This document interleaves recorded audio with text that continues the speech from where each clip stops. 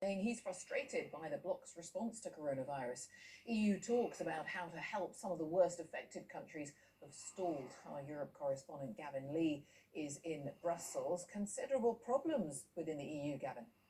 Well, first of all, Professor Mauro Ferrari, who was the most senior president of the European Scientific Council, the top scientist of the EU. There are two very different accounts we're hearing. Firstly, this morning we heard from that two-page open letter from the professor saying that he lost faith in the EU, that he put forward big grand projects to fight COVID-19 with big resources, but ultimately when he was working with the Commission President, Ursula von der Leyen, it was impossible. It was like a political thunderstorm. However, in the past few minutes, the European Commission and the European Research Council have both said that is not the case, that there was a unanimous agreement before he resigned that he would be asked to step down. And we've got a list of reasons put forward that effectively, 4 reasons he didn't participate in these meetings. He was putting forward different things to what his position reflected, and also that he didn't understand the very being and purpose of the scientific mission. So there's a very different account. And briefly as well, the sense that finance ministers for the EU have been trying to help countries most in need financially off the back of the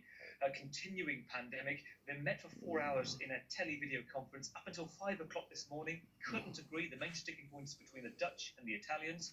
There'll be another meeting tomorrow. Gavin, thank you. Gavin Lee. Passengers on some London bus routes will only be able to board through the middle doors as part of efforts to protect drivers from